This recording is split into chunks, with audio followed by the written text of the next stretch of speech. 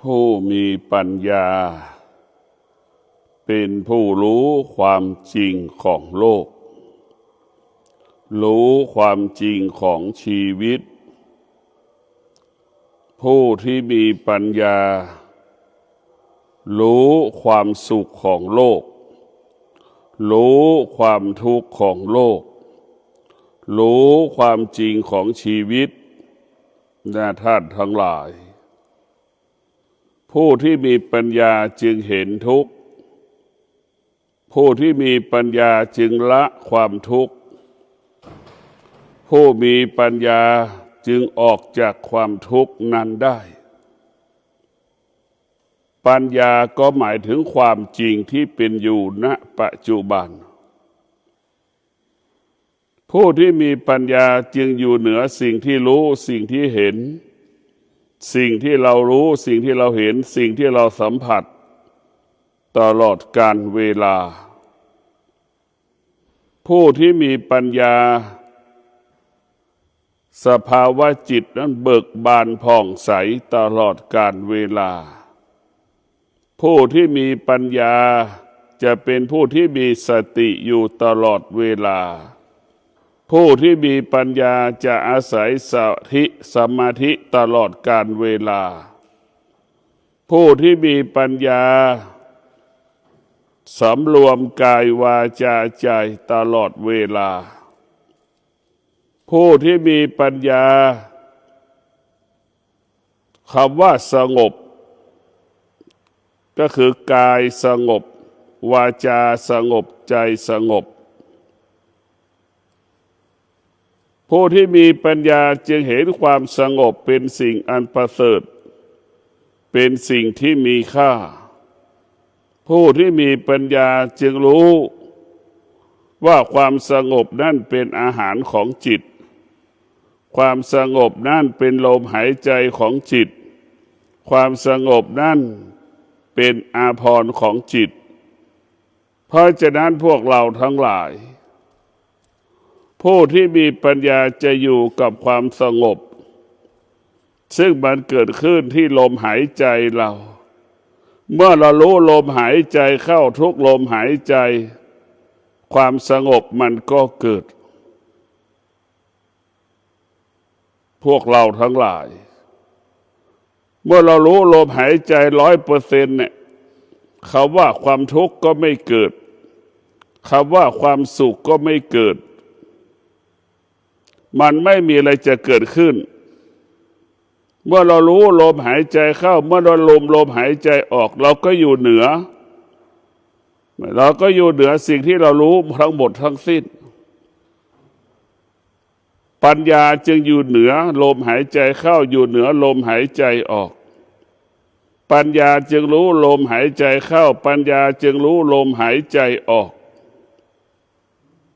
ปัญญาจึงคงสภาพเดิมไว้ตลอดเวลา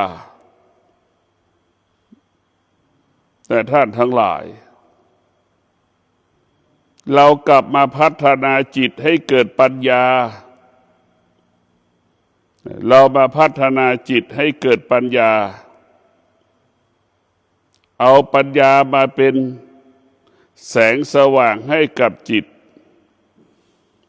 ตบุคคลใดเกิดปัญญาจิตบุคคลนั้นก็สงบ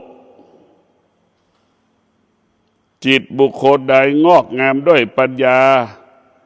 จิตบุคคลนั้นก็เบิกบานผ่องใสตลอดกาลชีวิตของเราต้องพึ่งพาปัญญาผู้ที่มีปัญญาจึงไม่ความทุกข์ความสุข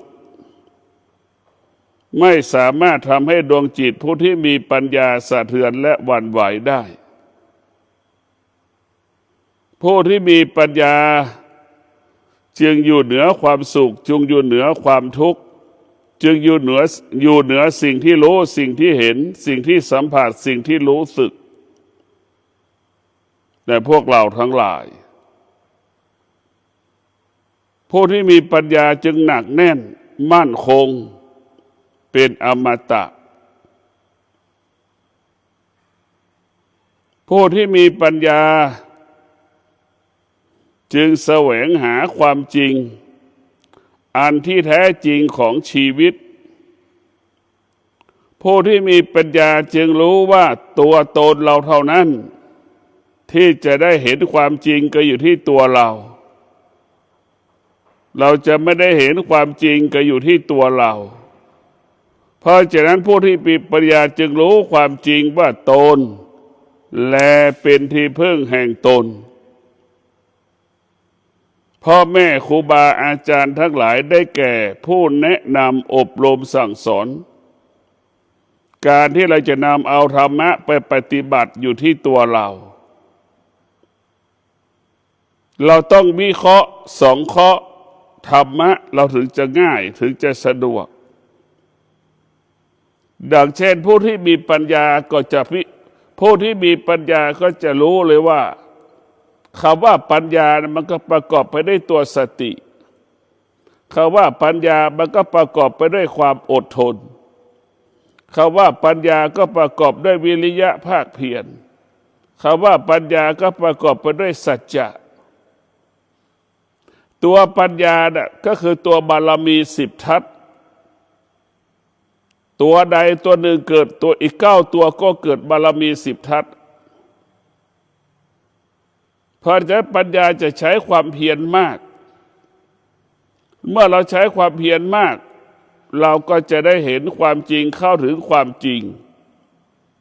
มันจึงเกิดคำว่ารู้แล้วก็ละรู้แล้วก็วางรู้แล้วก็ปล่อยจึงไม่ติดในสิ่งที่รู้จึงไม่ติดในสิ่งที่เห็นจึงไม่ติดสิ่งที่เราสัมผัสรู้สึกสิ่งเหล่านี้ไม่มีค่าไม่มีความหมายสำหรับดวงจิตผู้ที่มีปัญญาดวงจิตผู้มีปัญญาจึงฉะฉานในความเป็นจริงชั่วก็รู้ว่ามันเป็นจริงของชีวิตคือมันทำลายชีวิตดีก็เป็นความจริงของชีวิตมันสร้างสรรค์ชีวิตนะพวกเราทั้งหลายดีก็เป็นความจริงของชีวิตชั่วก็เป็นความจริงของชีวิต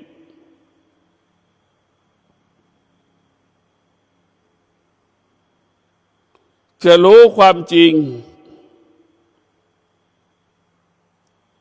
ว่าผู้ที่มีปัญญาสนับสนุนให้คนให้ทานสนับสนุนให้คนรักษาศีลสนับสนุนให้คนนั่งสมาธิจะเห็นทานศีลภาวนานั้นมีความสำคัญต่อการดำเนินชีวิตมีบทบาทกับชีวิตของตนและพวกเราทั้งหลายผู้ที่มีปัญญาจึงรู้ว่าธรรมเท่านั้นที่จะทำให้เรานั้นเกิดความสงบสุขธรรมเท่านั้นจะนำความสุขมาให้เราถ้าเรามีธรรมหายใจเข้าหายใจออกมันก็มีความสุขในตัวของมันโดยอัตโนมัติ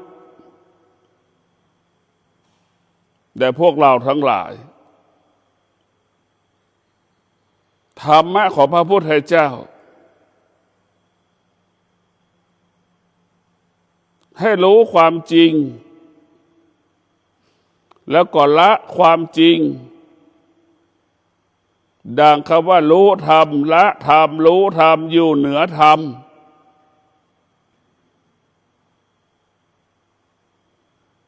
พวกเราทั้งหลาย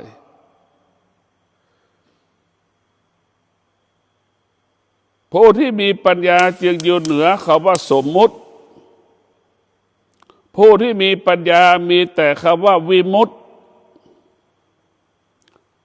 ลมหายใจเข้าก็เป็นวิมุตติลมหายใจออกก็เป็นวิมุตติทั้งสิ้นสงบสุขตลอดกาลเวลาเยือกเย็นตลอดเวลาหัวใจของผู้ที่มีปัญญา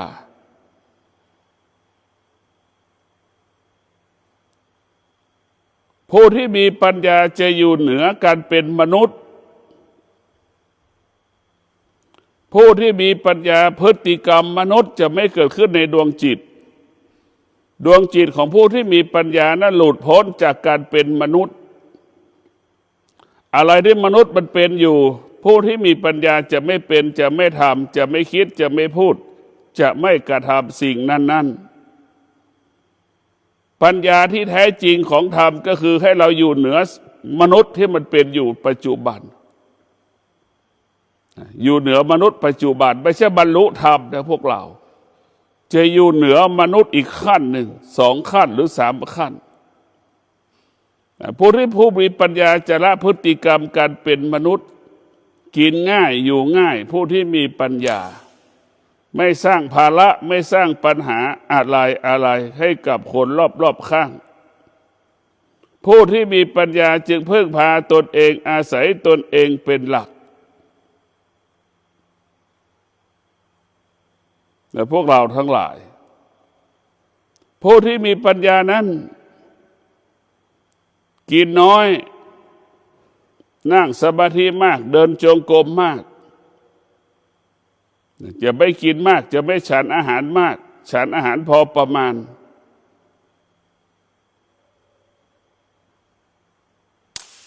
ผู้ที่มีปัญญาจึงบอกเราว่าละพฤติกรรมการเป็นมนุษย์ทุกรูปแบบผู้ที่มีปัญญาจึงมีความพร้อมที่จะเดินทางเข้าสู่โลกุตตรธรรมมีความพร้อมผู้ที่มีปัญญาก็เหมือนอยู่ประตูโลกุตตรธรรมนั่นแหละบอกให้คนที่เปิดประตูเปิดมันก็จะเปิดให้นั่นแหละคือผู้ที่มีปัญญาพร้อมที่จะเข้าสู่โลกุตตรธรรมผู้ที่มีปัญญาจึงเป็นผู้มีเมตตาต่อสรรพสัตว์ทั้งหลายผู้ที่มีปัญญาในเมตตาต่อสรรพสัตว์ไม่ว่ามนุษย์และสัตว์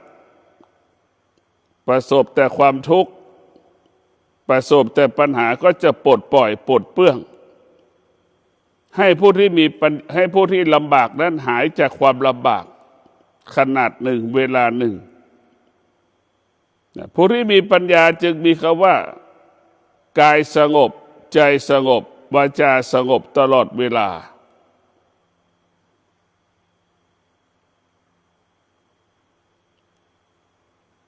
คนที่ขาดปัญญาก็คือการเป็นมนุษย์ชั้นต่ำคนที่มีปัญญาก็เป็นมนุษย์ชั้นกลางและชั้นสูงสุดคนที่ขาดปัญญาก็จะเป็นคนที่ยากจนโดยอัตโนมัติคนที่มีปัญญาก็จะเป็นคนที่มีทรัพย์มีสมบัติเป็นผู้อุดมสมบูรณ์ด้วยการเครื่องมืออำนวยความสะดวกคนที่ขาดปัญญาก็คือขาดแคลนปัจจัย4คนที่ขาดปัญญาคือคนที่ขาดความอดทนคนที่ขาดปัญญาคือคนที่ขาดสัจจะคนที่ขาดปัญญาจะเป็นคนที่ไม่สงบคนที่ขาดปัญญาจึงขาดแคลนปัจจัย4ขาดแคลนเครื่องอุปโภคเครื่องอำนวยความสะดวกในการดำเนินชีวิต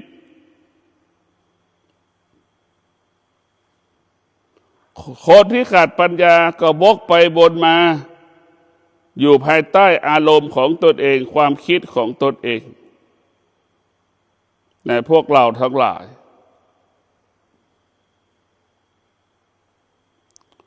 ผู้ที่ขาดปัญญาจึงตกอยู่ใต้อำนาจความคิดของตนเองความคิดของบุคคลอื่นกังวลตลอดเวลาตกวิตกกังวลอยู่ตลอดเวลา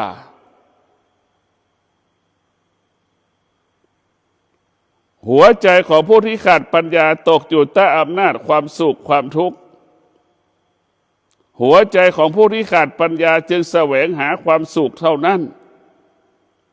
สุขก็รักษาไม่ได้ทุกข์ก็แก้ไม่ได้นั่นแหละคนที่ขาดปัญญาก็ส่วนมากมันก็ขาดปัญญาเหมือนกันหมดทั้งระบบของโลก สุขเกิดขึ้นก็รักษาไม่ได้ทุกข์เกิดขึ้นก็แก้ไม่ได้คนที่ขาดปัญญาเปรียบเสมือนคนตาบอดคนที่ขาดปัญญาก็เปรียบเสมือนคนพิการทำอะไรก็ยากทำอะไรก็ลำบากนั่นแหละคือคนขาดปัญญาไม่เป็นที่เชื่อใจไม่เป็นที่ไว้ใจของคนรอบๆตัวคนรอบตัวไม่ไว้ใจไม่เชื่อใจคนที่ขาดปัญญาทำอะไรก็ผิดพลาดซ้ำๆซากๆผิดแล้วผิดอีกหลงทางแล้วหลงทางอีกกลับตัวแล้วกลับตัวอีกกลับใจแล้วกลับใจอีกนั่นคือคนที่ขาดปัญญาจึงเป็นผู้ที่อ่อนแอหวั่นไหวท้ายสุดชีวิตก็เหมือนหนูติดกาวทุกข์ทรมานลำบากเหมือนคนติดคุก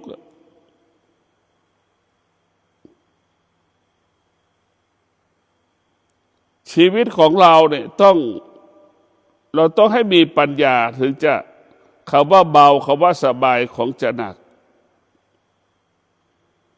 ผู้ที่มีปัญญากับผู้ที่ขาดปัญญามันก็แตกต่างกัน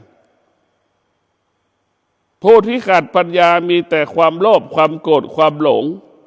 อยู่ในหัวใจสิ่งที่รู้สิ่งที่เห็นสิ่งที่สัมผัสสิ่งที่รู้สึกเราก็ไปหลงมันหมดเหมือนหนูติดกาวเหมือนแมลงวันติดกาวเหมือนแมลงติดกาวนั่นแหละคือไปหลงไปติดหมดทุกอย่างชีวิตจึงเสียเวลากับการไปยึดติดชีวิตเราหลงทางเพราะเราเข้าไปยึดติดชีวิตของเรามันไม่มีอะไรมันไม่มีอะไรที่เราจะต้องสะสมให้กับชีวิตกินก็ไม่เกิน1 จานในพวกเราทั้งหลายนอนก็ไม่เกิน1 ศอกกว้าง1 ศอกยาว1 วาเท่านั้น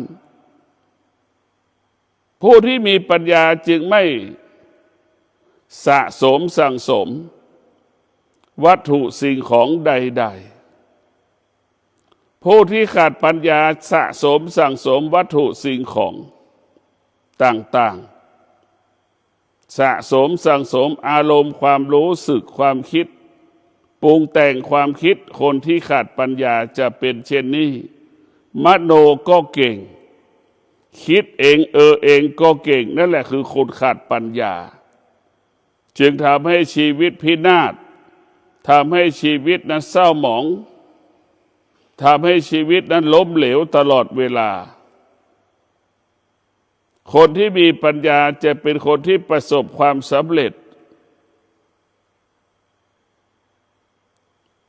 ชีวิตคนที่มีปัญญาอุดมสมบูรณ์ไปด้วย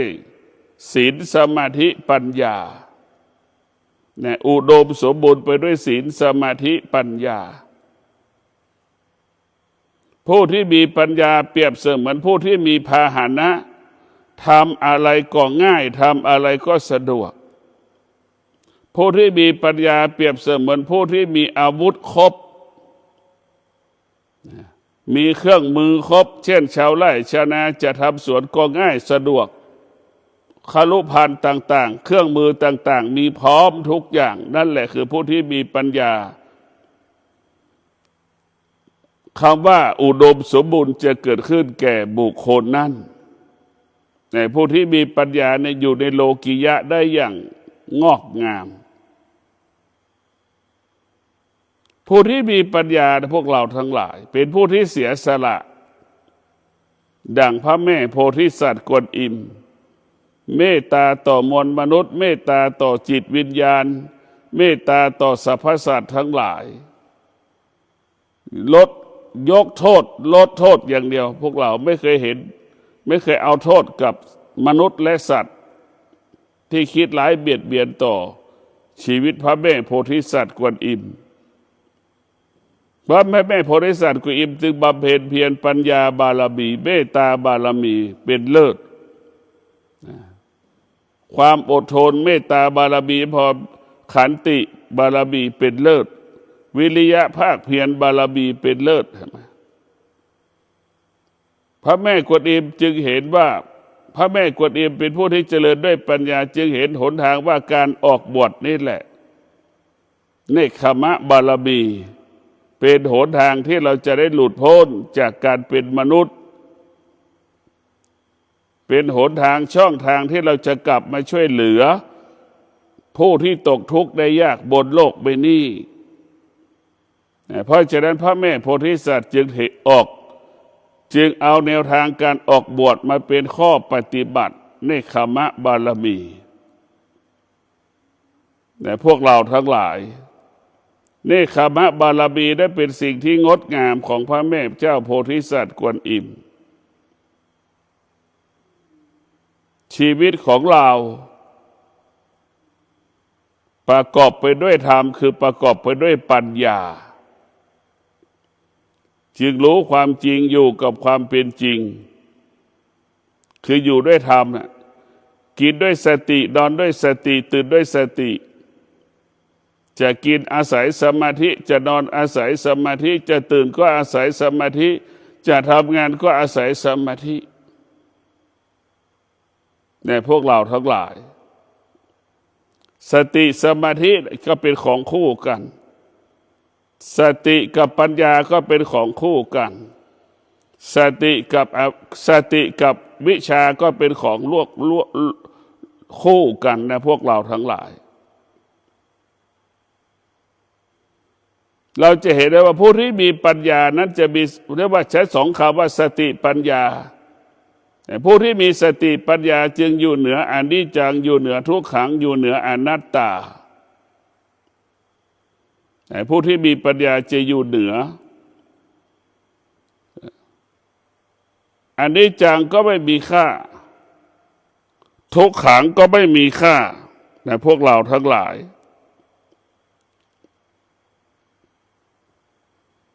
เวทนาก็ไม่มีค่าอุปทานก็ไม่มีค่านิวรณ์ก็ไม่มีค่าผู้ที่มีสติปัญญาจึงอยู่เหนือคำว่านิวรณ์ผู้ที่มีปัญญาจึงละนิวรณ์ฆ่านิวรณ์ทำลายนิวรณ์ที่เป็นเครื่องเศร้าหมองให้กับดวงจิตที่เป็นเครื่องปกปิดบังธรรมะเป็นเครื่องกีดขวางกั้นในการปฏิบัติธรรมมันจึงอยู่เหนือนิวรณ์จึงอยู่เหนือเวทนาจึงอยู่เหนืออุปทานพวกเราทั้งหลาย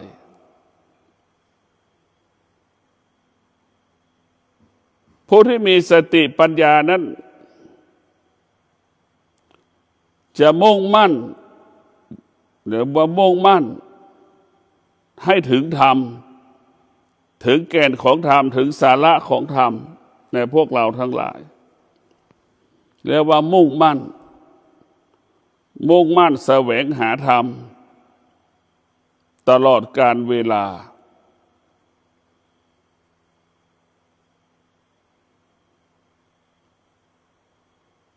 ชีวิตของเรานั้นเมื่อมันมีธรรมมันก็สงบมันจะบังคับให้เราสงบโดยอัตโนมัติ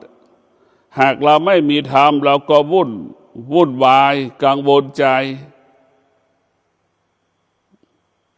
ถ้าเราไม่มีธรรมจิตมันก็เศร้าหมองเมื่อจิตเรามีธรรมจิตเราก็เบิกบานผ่องใสนี่แหละลักษณะของธรรมมันจะนำแต่ความเจริญรุ่งเรืองมาให้กับกายกับจิตในพวกเราทั้งหลายมันจะนำความเจริญรุ่งเรืองมาให้กายกับจิตของเรานี่เป็นหลักสำคัญที่สุดกายกับจิตเป็นสิ่งสำคัญ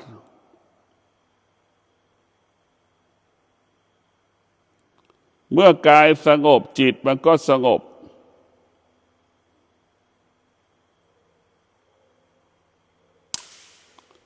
เมื่อกายมันวุ่นวายจิตมันก็วุ่นวายเมื่อจิตวุ่นวายกายก็วุ่นวายพวกเราทั้งหลายผู้ที่มีปัญญาเจ็บป่วยก็ไม่มีค่าในพวกเราทั้งหลาย ร่างกายเจ็บปวดก็ไม่มีค่า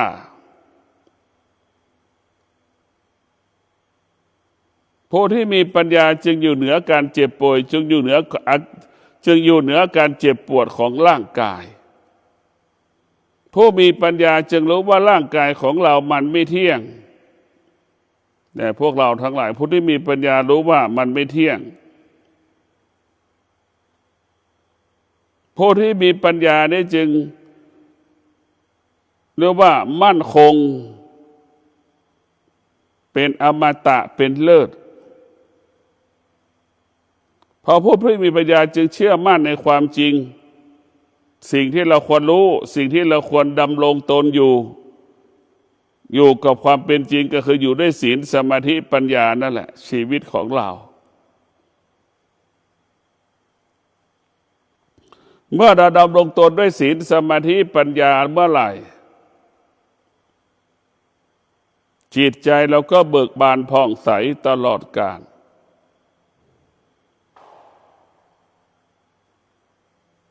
ผู้ที่มีปัญญา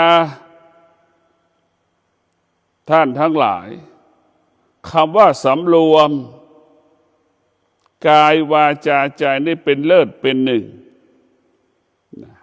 เป็นเลิศเป็นหนึ่งเยือกเย็นมากจิตใจของผู้ที่มีปัญญาในเยือกเย็น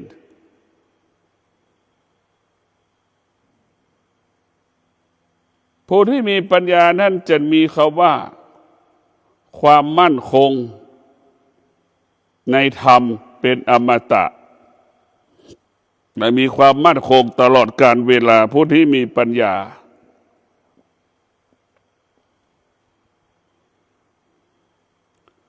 ผู้ที่มีปัญญาจึงไม่ยึดติดสิ่งที่ตามันรู้หูมันรู้จมูกรับรู้ลิ้นรับรู้กายรับรู้จิตรับรู้เนี่ยมันจะไม่ติด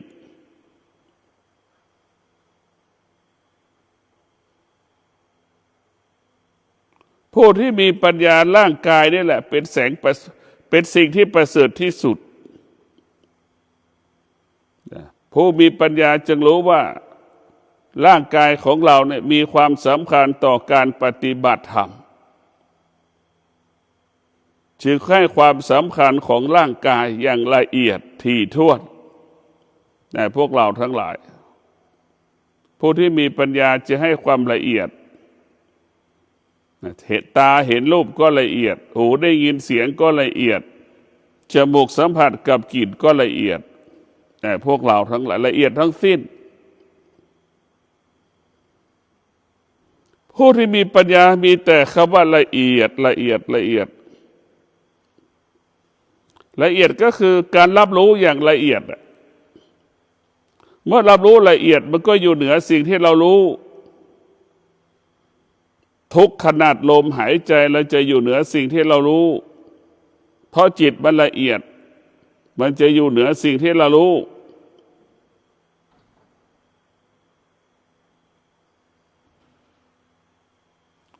ดวงจิตผู้ที่มีปัญญาจึงนำพา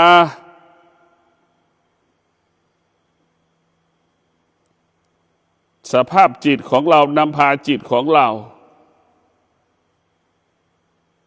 เรียกว่าอยู่เหนือโลกอยู่เหนือธรรมชาติแต่ผู้ที่มีปัญญาอยู่เหนือโลกอยู่เหนือธรรมชาติ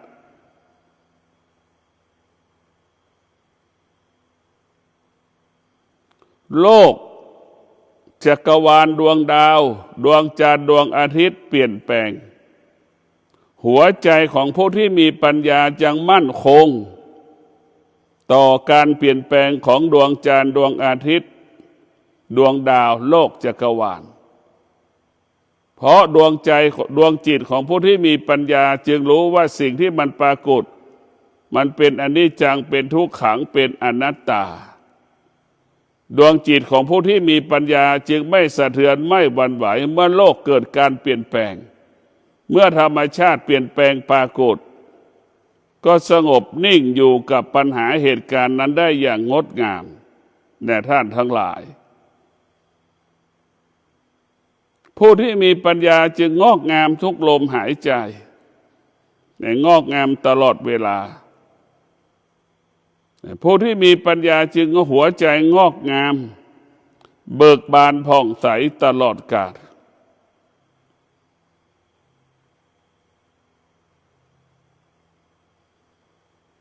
ผู้ที่มีปัญญาจะนำพาคนรอบๆตัวนั้นไปรู้ความจริงคือก็รู้เรื่องศีลสมาธิปัญญา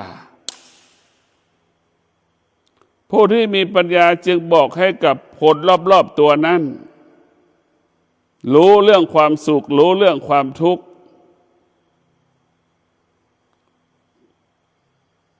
ผู้ที่มีปัญญาจึงให้มนุษย์ที่อยู่รอบตัวเองนั้นเข้าใจสุขเข้าใจทุกข์ว่าเป็นสิ่งที่ไม่เที่ยงเป็นสิ่งที่ไม่เที่ยงในพวกเราทั้งหลายเมื่อเรารู้ว่าสิ่งมันไม่เที่ยงชีวิตเราก็ลำบากถ้าเราไปยึดติดสิ่งที่มันไม่เที่ยง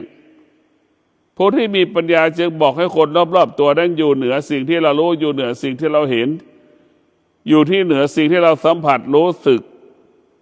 กายวาจาใจเราสงบตลอดกาลกายวาจาใจเราสงบตลอดกาลในพวกเราทั้งหลายจิตของเราใจของเรามั่นคงเป็นอมตะมั่นคงเป็นอมตะจิตของผู้ที่มีปัญญามั่นคงดั่งหินและผาดั่งภูเขาฤดูร้อนฤดูหนาวปรากฏ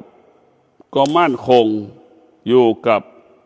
การเปลี่ยนแปลงของฤดูร้อนฤดูหนาวฤดูฝนนั้นได้อย่างงดงามได้อย่างเป็นปกติในพวกเราทั้งหลายผู้ที่มีปัญญาสงบรู้สงบรู้สงบรู้สุขเกิดขึ้นก็สงบรู้ทุกข์เกิดขึ้นก็สงบรู้อนิจจังปรากฏก็สงบรู้ทุกขังปรากฏก็สงบรู้อนัตตาปรากฏก็สงบรู้เวทนาปรากฏก็สงบรู้ผู้ที่มีปัญญาเวทนาปรากฏก็สงบรู้อุปาทานปรากฏก็สงบรู้จนถึงที่สุดนิวรณ์ปรากฏก็อยู่เหนือนิวรณ์ควบคุมนิวรณ์ได้กำจัดนิวรณ์ได้จิตมันก็เบิกบานผ่องใสเมื่อจิตเราอยู่เหนือนิวรณ์ก็คือดวงจิตที่มีปัญญาในท่านทั้งหลายดวงจิตที่มีปัญญาก็จะอยู่เหนือนิวรณ์อย่างที่บอกว่าดวงจิตผู้มีปัญญาจะอยู่เหนือสิ่งที่รู้คำว่าธรรมชาตินี่ดวงจิตของผู้ที่มีปัญญาจะอยู่เหนือธรรมชาติทั้งสิ้นและก็เท่าทันธรรมชาติยังไม่พอเข้าใจธรรมชาติอยู่กับธรรมชาติได้ฝนจะตกก็อยู่ได้จะมีกินไม่มีกินก็อยู่ได้จะอยู่กับธรรมชาติได้อย่างงดงามจนถึงที่สุดผู้ที่มีปัญญาจึงอยู่เหนือธรรมชาติในพวกเราอยู่เหนือธรรมชาติเมื่อเราอยู่เหนือธรรมชาติโลกใบนี้มันก็ไม่มีอะไรธรรมชาติก็เป็นปกติของมันเช่นความโลภความโกรธความหลงเนี่ยคือเป็นธรรมชาติของมนุษย์มีใครบ้านเกิดแล้วไม่มีไม่เป็นมันไม่มีโมโหหงุดหงิดเป็นธรรมชาติมันไม่ได้เป็นของที่สูงที่ต่ำมันเป็นปกติใครก็ช่างต้องรู้จักคำว่าโมโหหงุดหงิดอึดอัดตลอดกาลเวลาพระพุทธเจ้าจึงบอกสอนให้เรารู้เรื่องธรรมชาติบอกให้เราอยู่เหนือธรรมชาตินี่คือหลักการของพระพุทธเจ้าขอความสุขสวัสดีจงเกิดแก่ท่านทั้งหลายมีสติรู้ ด้วยปัญญาดวงจิตเบิกบานผ่องใสตลอดกาลผู้ที่มีปัญญาคิดสิ่งใดก็ชนะสำเร็จคิดสิ่งใดพูดสิ่งใดทำสิ่งใดก็ง่ายสะดวกผู้ที่มีปัญญาเป็นที่ไว้ใจเชื่อใจบุคคลอื่นๆเป็นที่เคารพรักของสาธารณชนมหาชนผู้ที่มีปัญญาจึงให้มหาชนสาธารณชนให้ความเคารพและย่ำเกรงก็ขอให้ท่านทั้งหลายมีสติปัญญาในการดำเนินชีวิตขอให้ชีวิตอยู่เย็นเป็นสุขด้วยสติและปัญญาขอเจริญพร